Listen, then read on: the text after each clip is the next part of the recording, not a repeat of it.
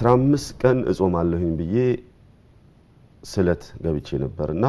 ያንን ጾም መጾም የለብሽም አይፈቀድም ሰላት ነው ምናምን ነው ብለውኛልና የተሳልኩትን ጾም መጾም ይፈቀድልኛል ወይ የምትፈልገው ነገር አግኝታለች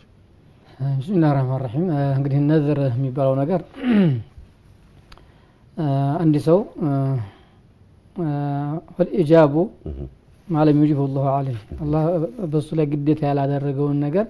በራስ ላይ ማነው ግዴታ ማድረግ ነው النذر لا ياتي بخير ብለው ረሱል አለይሂ ሰላም ያው መጀመሪያ ማነው መሳል አስፈላጊ እንዳልሆነ ያው በሐዲስ ተቀምጧል